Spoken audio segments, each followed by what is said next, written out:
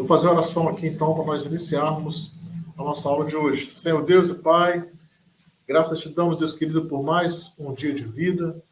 Graças te damos, ó Pai, pela oportunidade que tu nos dás de estarmos na tua presença. Queremos agora, ó Pai, iniciar esta aula, que seja para a tua honra, para a tua glória e para o teu louvor. Graças te damos, ó Deus querido, no nome do Senhor Jesus. Amém.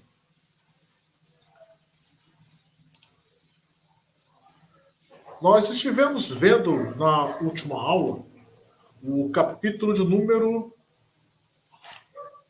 9, né? Estamos estudando o Apocalipse, capítulo número 9, e nós estudamos até o versículo 12 do livro de Apocalipse. E o versículo 12 terminou dizendo que o primeiro ai já tinha passado e que depois destas coisas viriam ainda 2 ais. E aí entramos no capítulo de número 9, versículo 13. No capítulo 9, versículo 13, nós temos, então, vamos fazer a leitura do texto mesmo do capítulo 9, a partir do versículo 13. Vamos ler todo o texto até o versículo 21, e aí a gente vai depois fazer o comentário sobre os versículos. Então diz assim, Apocalipse 9, versículo 13. O sexto anjo tocou a sua trombeta, e ouvi sua voz que vinha das pontas do altar de ouro que está diante de Deus. Ela disse ao sexto anjo que tinha a trombeta: solte os 4 anjos que estão amarrados junto ao grande rio Eufrates. Os 4 anjos que estavam preparados para aquela hora, dia, mês e ano, foram soltos para matar 1/3 da humanidade.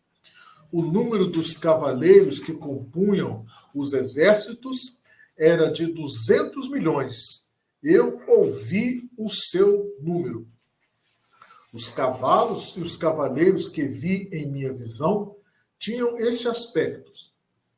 As suas couraças eram vermelhas como o fogo, azuis como o jacinto e amarelas como o enxofre. A cabeça dos cavalos parecia a cabeça de um leão, e da boca lançavam fogo, fumaça e enxofre. 1/3 da humanidade foi morto pelas 3 pragas, de fogo, fumaça e enxofre, que saíam das suas bocas. O poder dos cavalos estava na boca e na cauda, pois as suas caudas eram como cobras. Tinham cabeças com as quais feriam as pessoas. O restante da humanidade que não morreu por essas pragas, nem assim se arrependeu das obras das suas mãos. Eles não pararam de adorar os demônios e os ídolos de ouro, prata, bronze, pedra e madeira, ídolos que não podem ver, nem ouvir, nem andar. Também não se arrependeram dos seus assassinatos, das suas feitiçarias, da sua imoralidade sexual e dos seus roubos. Então, vimos aqui a leitura do texto de Apocalipse, no capítulo 9, do versículo 13 até o versículo 21.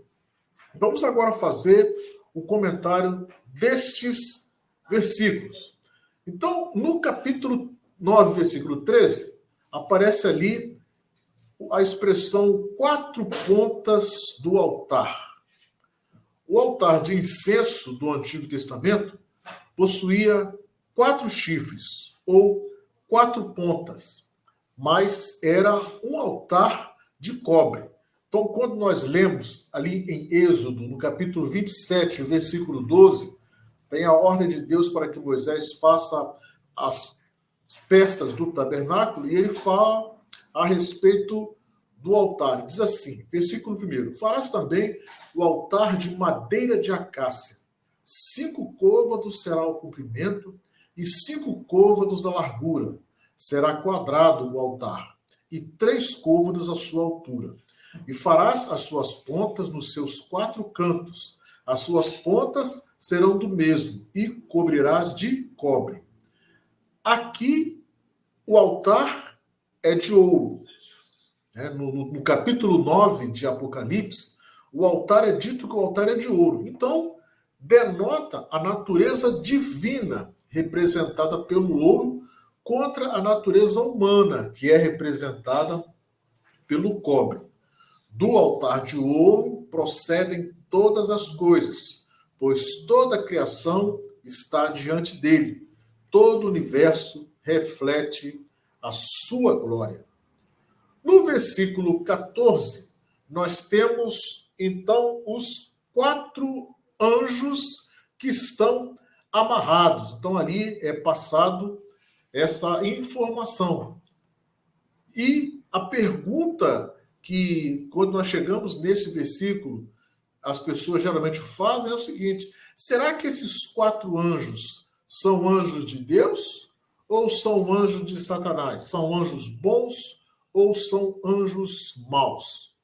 Não importa, pois sendo de um ou de outro, ou se os anjos são de Deus ou de Satanás, a ação que vai acontecer será ou por ordem de Deus ou por permissão divina.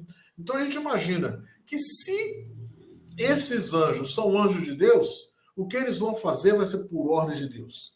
Mas se esses anjos são de Satanás, o que eles vão fazer vai ser porque Deus permitiu. E isso nós aprendemos que tudo aquilo que acontece está dentro da vontade ou da permissão de Deus. Nada acontece sem que Deus não saiba.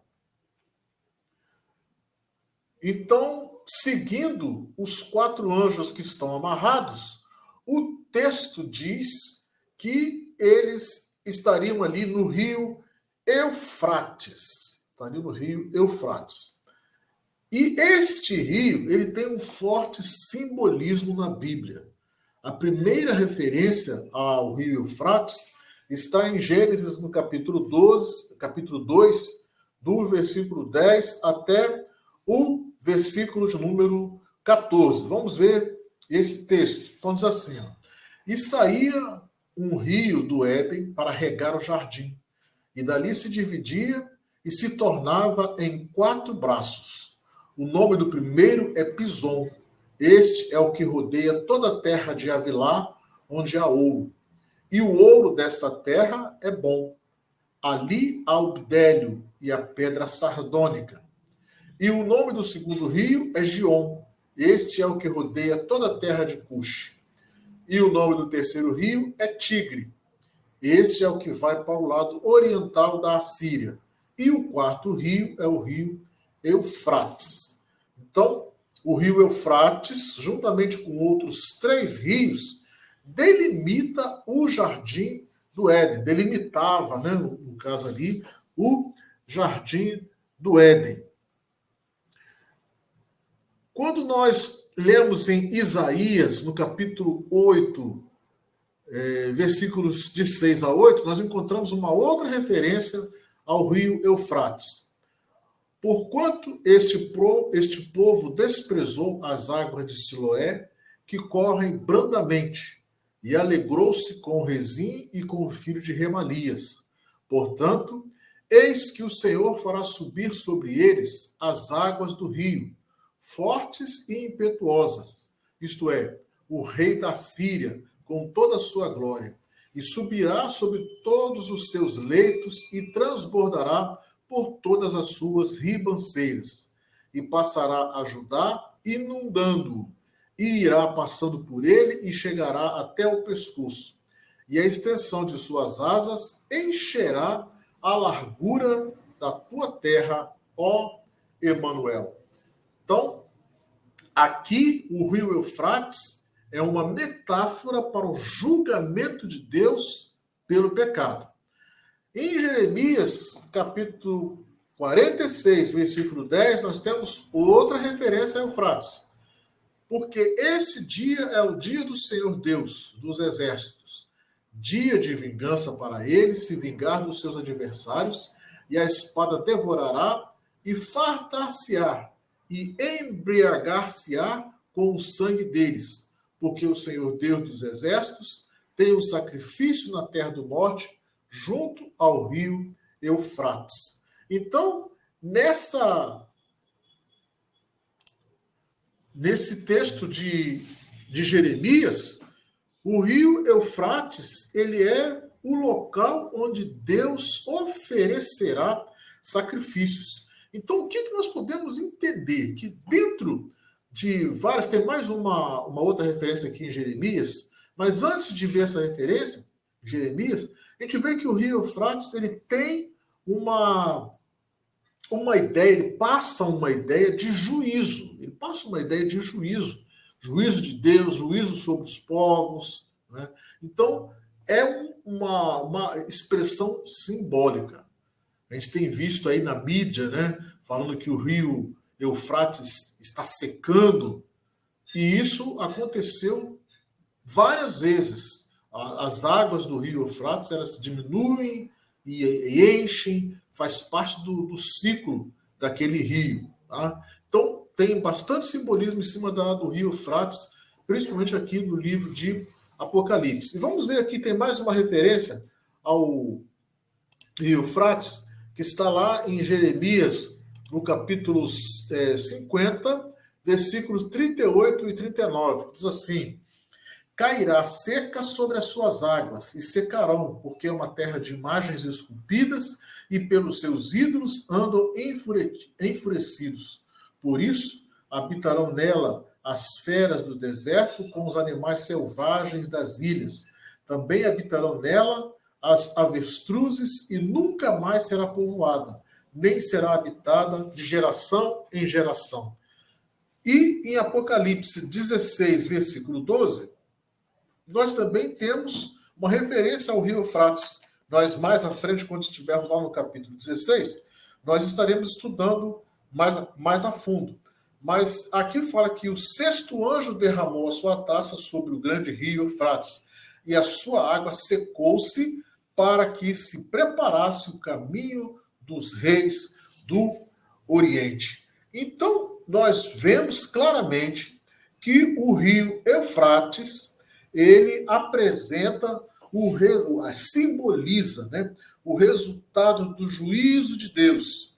Então, nós podemos tirar como conclusão de que a referência ao rio Eufrates nos lembra tanto a esperança como a promessa do julgamento de Deus, nos lembrando do poder e controle do Todo-Poderoso. Então, nenhuma expressão que aparece aqui no livro do Apocalipse é algo que seja desconhecido do povo para quem foi escrito este livro. Então, quando tem essa referência ao rio Eufrates, muitos podem pensar, não tem nada a ver com o povo de Israel, não, o rio Eufrates nem passa lá perto, mas há um simbolismo e há toda uma referência de vários textos que era de conhecimento do povo, porque o povo de Israel, eles conheciam os conceitos e aquilo que estava na palavra de Deus, nas Escrituras. Eles conheciam as referências. Então, quando João escreve isso aqui, ele está falando, olha, tem a ver com o juízo. As coisas que eu estou revelando para vocês têm a ver com o juízo de Deus que virá ali no período dos últimos dias. Vamos continuar vendo aqui as nossas interpretações. Capítulo 9, versículo 15. Então, diz que o anjo que estava ali naquele local, o rio Eufrates, eles tinham hora, dia, mês e ano para agir. Então, nós podemos entender que nos planos de Deus não existe nenhuma surpresa. Tudo está preparado e agendado. E, nesse mesmo versículo, fala que a ordem, a ação que os anjos, e aí é aquilo que nós falamos lá atrás, né? Se são anjos de Deus, eles vão cumprir uma ordem de Deus.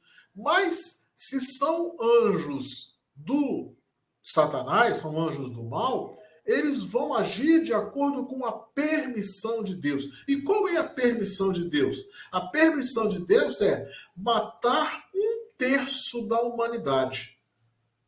E isso nós já vimos em outros capítulos, em outras aulas, que primeiro nós vimos ali que matou 1/3 da relva. Lembra lá atrás, dos nossos estudos, falou que a ordem era para matar 1/3 da relva. Não era para incomodar os animais, nem era para incomodar os homens. Depois veio a ordem para matar 1/3 dos animais, seja os animais da terra, seja os animais dos mares e dos rios. Então, a relva já tinha sofrido, agora os animais estariam sofrendo também. E agora, no capítulo 9, os anjos recebem autorização para matar 1/3 da humanidade. E o que isso denota para nós? Que este evento ainda não é o final da história. Porque ainda ficou gente. Ainda tem gente ali. Porque se matou 1/3, 2/3 ainda restaram. E o que esses 2/3, qual é o objetivo desses 2/3? Por que esses 2/3 ficaram? Nós vamos ver lá no final do capítulo 9 por que é que essas pessoas foram preservadas. Porque a vida deles foi preservada neste momento. No versículo 16, nós temos ali um número, 200 milhões de cavalos. Então, aqueles 4 anjos, eles foram transformados em milhões de cavalos.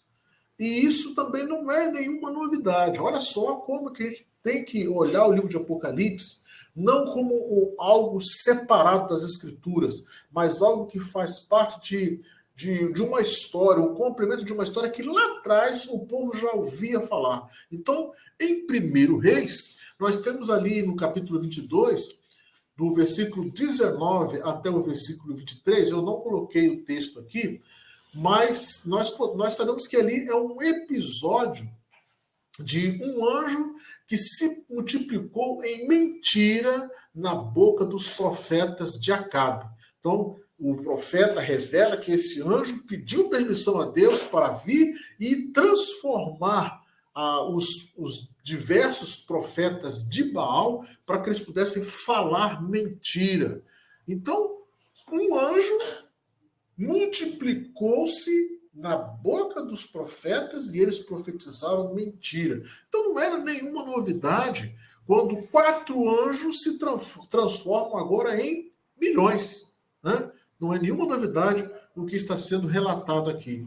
E também no versículo 17 há a referência de ter caído fogo, jacinto e enxofre. E estes 3 sinais, esses 3 materiais, são os mesmos que caíram sobre Sodoma e Gomorra. Então, lá em Gênesis, no capítulo 19, versículo 24 e seguintes, é narrado ali a destruição de Sodoma e Gomorra. E o que fala o texto? Que no momento da destruição de Sodoma e Gomorra, caiu fogo e enxofre. Então, caiu fogo e enxofre e destruiu as 2 cidades que estavam ali, Sodoma e Gomorra. E mais à frente, passa ali aquela cena em que a mulher de Ló, ela olha para trás, né? Isso aí é o texto que fala, mas a gente tem várias interpretações a respeito disso. Então, a mulher de Ló, ela se transforma numa estátua de sal. O texto ali não fala que ela olha para trás, só fala que ela se transforma numa estátua de sal. No Novo Testamento é que Jesus fala que ela olhou para trás, né? E aí, quando o texto segue um pouquinho mais à frente, Abraão percebe que aconteceu alguma coisa na região das 2 cidades, e aí ele olha e ele vê ao longe a fumaça subindo. Então, fogo e enxofre caíram durante a destruição das cidades. E o jacinto, né, que é uma fumaça, né, o sinônimo de fumaça, de cor azul, uma fumaça específica de cor azul, levanta, demonstrando que alguma coisa aconteceu ali naquele lugar e que foi vista bem longe de onde estavam as coisas acontecendo. Seguindo, então, o que diz o texto, nós vemos que este evento do capítulo 9, versículo 17, ainda está falando sobre juízo. O que aconteceu em Sodoma e Gomorra foi um juízo de Deus sobre aquelas cidades.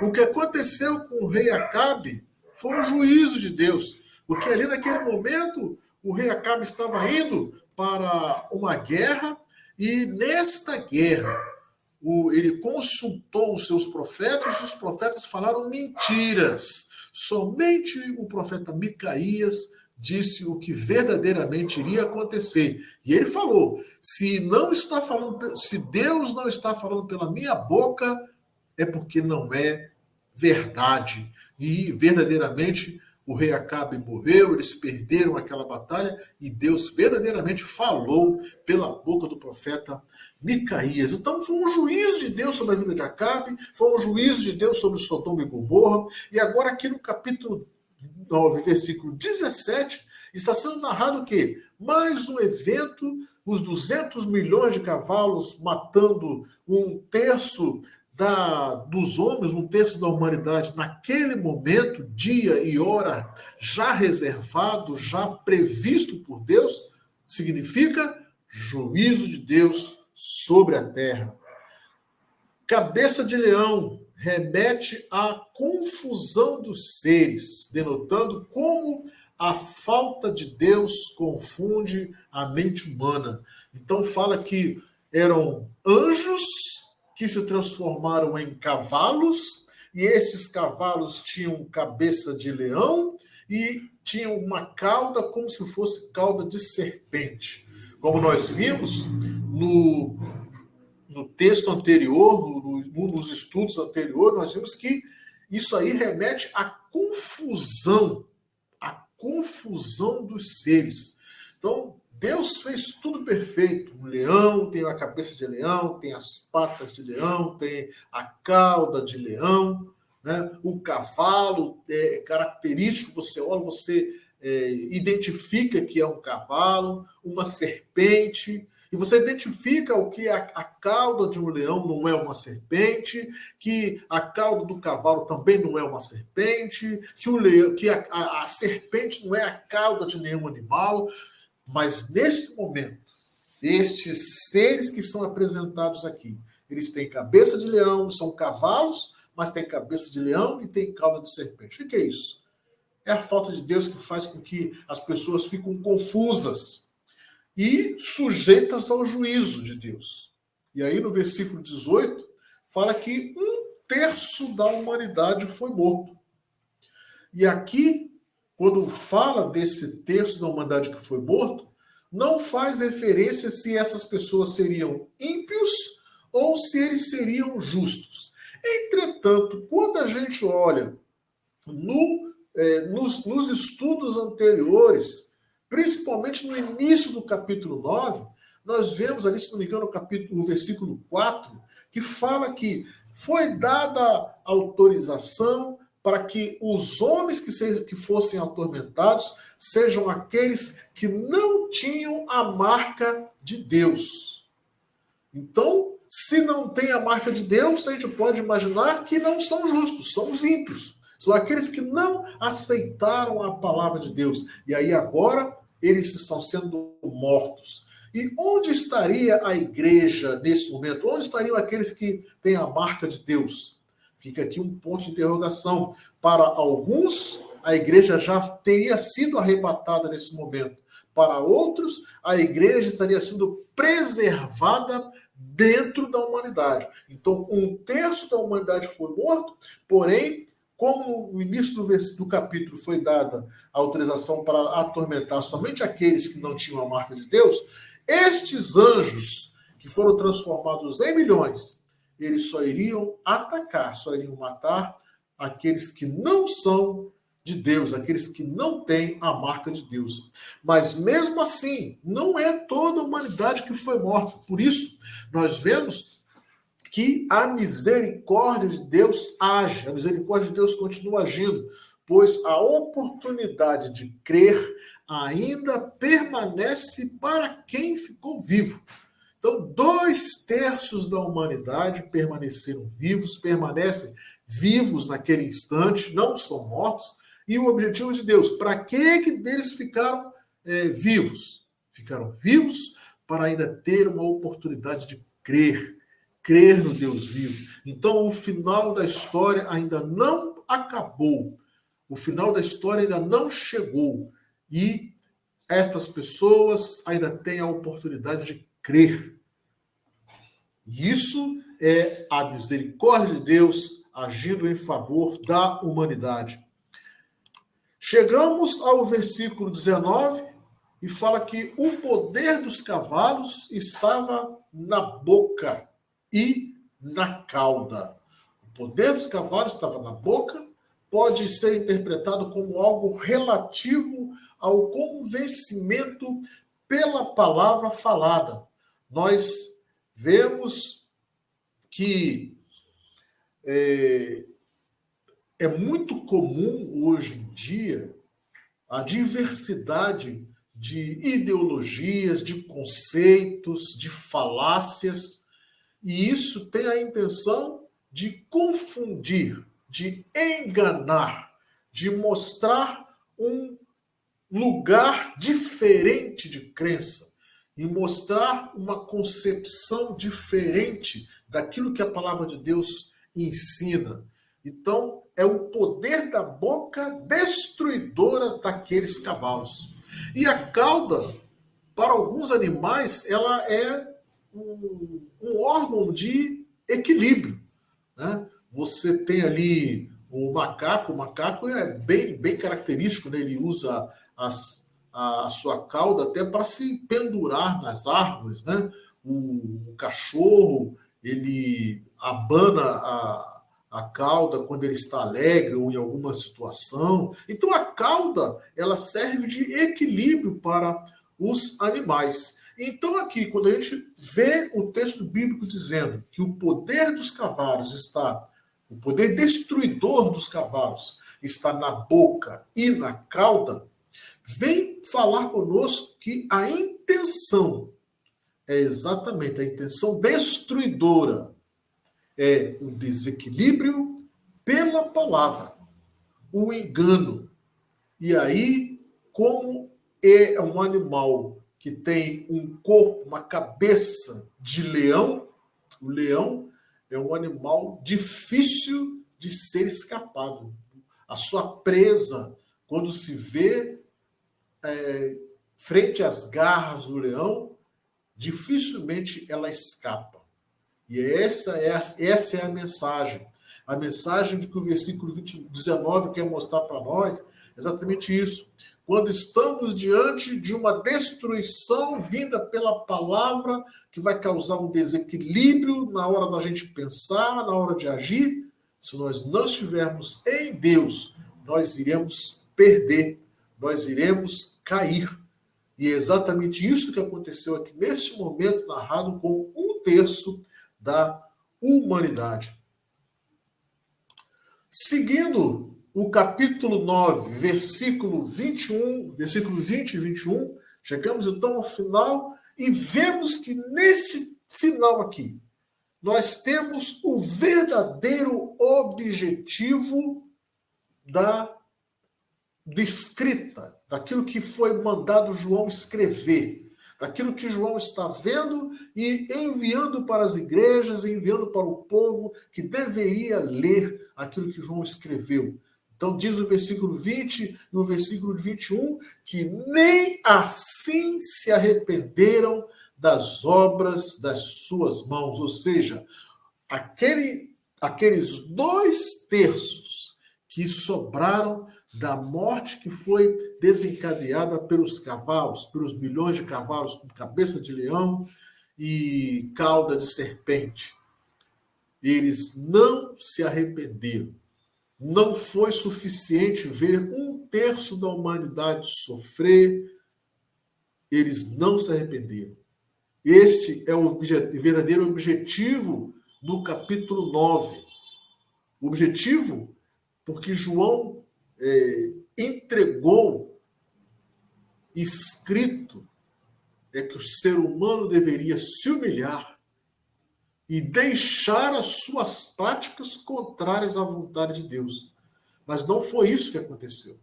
O ser humano não se humilhou e ele continuou com as suas práticas contrárias à vontade de Deus. Nós aprendemos, quando chegamos ao final deste capítulo 9, que o Apocalipse é um livro de revelação para arrependimento. O livro de Apocalipse não é um livro para assustar. O livro de Apocalipse não é um livro de tragédias. O livro de Apocalipse deve ser um livro de consolo, um livro de incentivo, um livro de esperança, um livro que mostra que haverá um momento, sim, haverá um momento em que nós estaremos participando de algo que está no plano de Deus. Porém, este algo que está no plano de Deus, para nós que temos a fé em Jesus, para nós que seguimos ou procuramos seguir os seus mandamentos, as ordenanças de Deus, para nós, tudo aquilo que está narrado em Apocalipse deve servir de incentivo para que nós continuemos na nossa batalha. Deve servir de incentivo para que nós continuemos agindo da forma como agimos, porque é desta forma que Deus queria que aquelas pessoas para quem João escreveu naquele momento estavam passando por dificuldades, estavam sendo perseguidos como primeiros cristãos. O templo de Jerusalém havia sido destruído, eles estavam dispersos, estavam presos, muitos estavam sendo mortos nas arenas, muitos estavam sofrendo no seu corpo e precisavam de uma palavra de consolo, de uma palavra de incentivo. Permaneçam firmes. E sabe o que aconteceu? Eles permaneceram. Permaneceram firmes e hoje o evangelho chegou até nós. Pela perseverança deles, por eles não terem desanimado, o evangelho chegou até nós. E chegou contando as maravilhas, contando as bênçãos, contando o testemunho deles.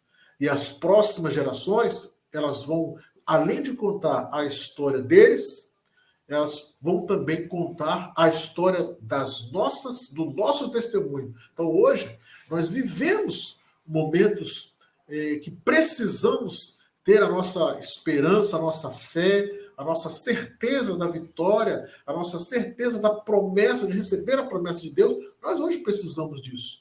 E temos a certeza que com a leitura, a interpretação e entendendo que o livro de Apocalipse diz, nós vamos sim alcançar a promessa da vitória que Deus tem para cada um de nós.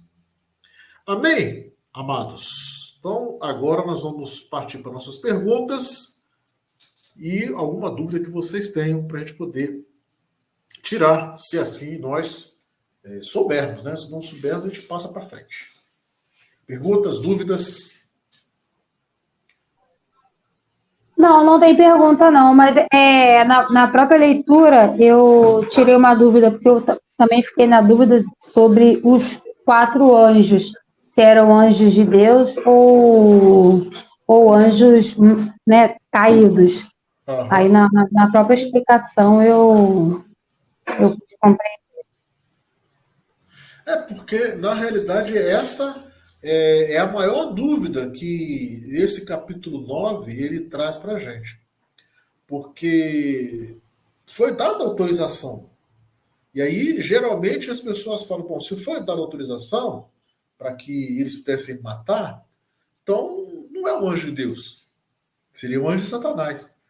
Mas, na história bíblica, existem vários eventos que os anjos de Deus eles desceram e foram auxiliares dos homens para exercer juízo de Deus, para matar. Né? Tem vários episódios. O episódio mais comum é aquele episódio de Josafá, né? E tem o outro também, acho que é Eliseu, Senaqueribe, exatamente.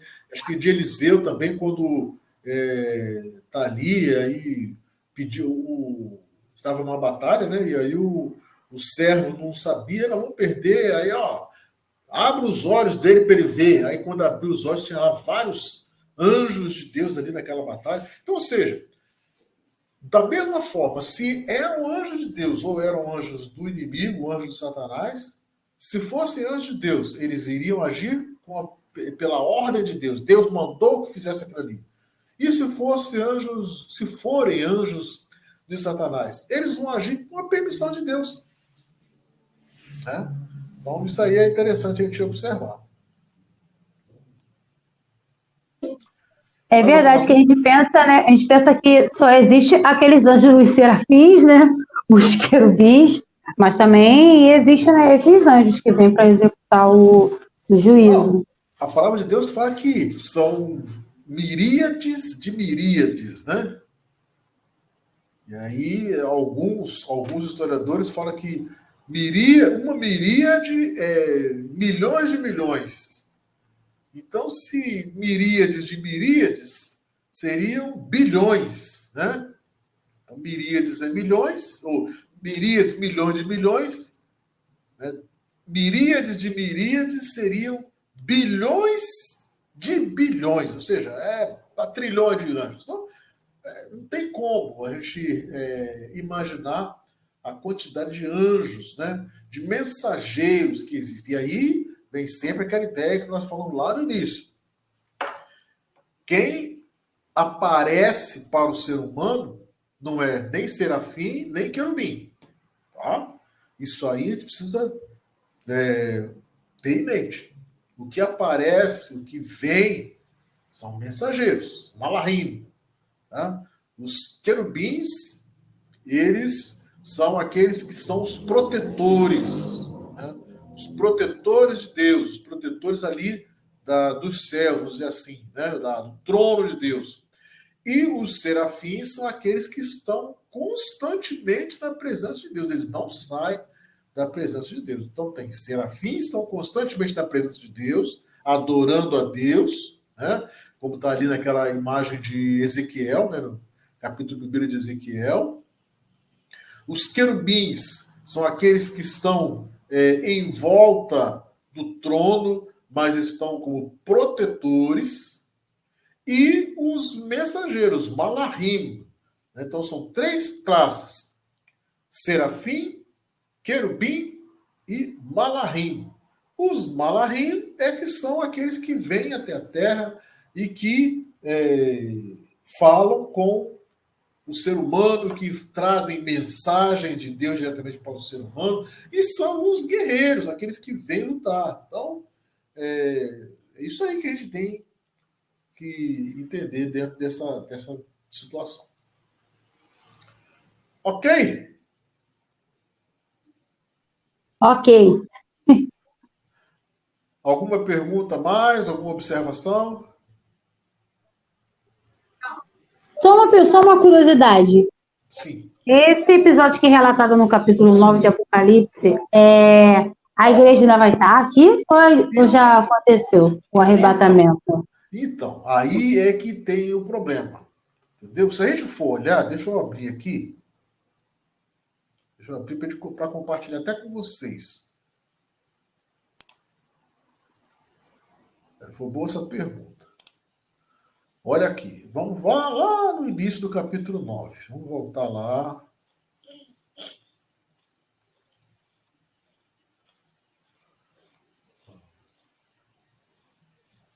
Capítulo 9, vamos ver aqui. Aqui. Ó, aqui nós estamos no início do capítulo 9. Ó, né? Capítulo 9. Apresenta uma série de números, nós falamos da questão da estrela do céu, né? O poço do abismo, a fumaça, os gafanhotos. Só que, quando a gente chega aqui no versículo 4, está falando, ó, aos homens que não têm o selo de Deus. Então, ou seja, esses gafanhotos, eles não farão mal para aqueles que têm o selo de Deus. Eles só são autorizados a fazer mal para aqueles que não têm o selo de Deus. Então, eu acredito que nesse momento, sim, por que iria falar que não é para fazer mal, só é para fazer mal para quem não tem o selo de Deus? Então, tem duas vertentes aí. Uns dizem que se não é para fazer mal para quem tem o selo de Deus, significa que só tem aqui pessoas que não têm o selo de Deus. A igreja já foi arrebatada. E a segunda vertente pensa da seguinte maneira: não, a igreja vai estar aqui, porque a igreja estando aqui, há essa ordem, só é para tocar naqueles que não têm o selo. Então, ou naqueles que não têm o selo. Então, os anjos, no caso aqui, os gafanhotos, inicialmente são chamados de gafanhotos, depois na frente são chamados de anjos. Esses seres, eles vão chegar na humanidade e vão identificar, aquele ali tem o selo de Deus, então sai para lá. E aquele não tem, corta a cabeça dele. Então, tem duas formas de verificar isso aí, tem duas formas de interpretar. Aqueles que acreditam que a igreja vai ser retirada antes, só vai ficar aqui quem não tem o selo de Deus. Então, mata todo mundo, mata quem não tem o selo de Deus. Mata 1/3, né, de quem não tem o selo de Deus. Agora, para quem acredita que a igreja vai estar aqui ainda nesse momento, então o destruidor ele vai chegar e identificar quem tem o selo de Deus. Esse aqui tem o selo de Deus. Preserva. Só vai atacar quem não tem o selo de Deus. Então, assim, é aquela velha história que a gente costuma dizer. A gente tem que torcer para que já tenhamos morrido nessa época. Porque se nós já tivermos morrido, nós vamos estar com Deus e graças a Deus por isso a gente não vai ver nada disso. Agora, se nós não tivermos morrido e tivermos que passar pela tribulação, entendeu? Vamos nos agarrar com Jesus. Porque o negócio vai ser feio. Né? Vai ser feio porque o próprio Jesus falou que esse tempo vai ser abreviado para que alguns escolhidos possam escapar. Então vai ser um tempo de angústia, mas aqueles que estiverem ali, eles vão estar sendo preservados por Deus. E esta é a nossa esperança. A esperança deve ficar exatamente aí, que se nós tivermos que passar por essa tribulação, nós seremos preservados em Deus. E para ser preservados em Deus, o que a gente tem que fazer? Estar com Jesus. Se arrepender. Seguir os sinais. Não ser como aquele 2 terços no final do capítulo 9 aí, que não se arrependeu. Viram aquilo tudo acontecer, viram todas aquelas tragédias, aquelas coisas horríveis acontecendo ali, e mesmo assim eles não se arrependeram. E não deve ser essa a nossa atitude. Se nós já nos arrependemos, mantenhamos firmes.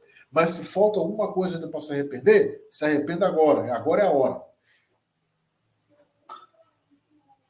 Entendeu? Entendi. Então tá bom, irmã. Semana que vem não deve ter aula. Eu acredito que eu ainda devo estar, se tiver internado, ou devo estar em recuperação aqui em casa, então eu não quero deixar na dúvida. Então, semana que vem nós não teremos aula, tá? Eu vou fazer a cirurgia, se Deus der tudo certinho, na segunda-feira, se Deus quiser, e aí não vou me deixar na dúvida se vamos ter semana que vem ou não. Já cancelamos. Deixa, semana que vem nós excepcionalmente não teremos aula. Tá ok? Pode ser feito assim? Bom. Pode. Tá bom. Então, se a irmã não tem mais nenhuma pergunta, vamos fazer uma oração. Faz uma oração aí para a gente encerrar. Tá bom. Senhor, te agradecemos pela oportunidade de estarmos aqui, Senhor, aprendendo, Senhor, mais da Tua palavra. Senhor, te peço, Pai, nessa noite que o Senhor abençoe todos os irmãos, Senhor, que vão assistir. Senhor, abençoe aqueles, Senhor, que não puderam, Senhor, estar conosco nessa noite. Te peço, Pai, que o Senhor abençoe também o professor Edson, continue cada dia mais, Senhor, abençoando sua casa, sua família, abençoando sua saúde, Senhor, dando cada dia mais entendimento a ele. Senhor, abençoa, Senhor, todos os irmãos, Senhor, que breve, Senhor, possamos estar juntos, Senhor, para aprender mais e mais a tua palavra. Senhor, também te peço, Senhor, pela cirurgia do professor, Senhor, que venha, Senhor, correr tudo bem, que o Senhor abençoe. Senhor, queremos que já deu tudo certo, em nome de Jesus. Amém. Amém. Deus abençoe, então, minha irmãinha. Até semana que vem, até a próxima. Amém. Tá bom. Jesus. Amém. Deus abençoe. Fique com Deus. Tchau, fica na paz. Paz. Tchau.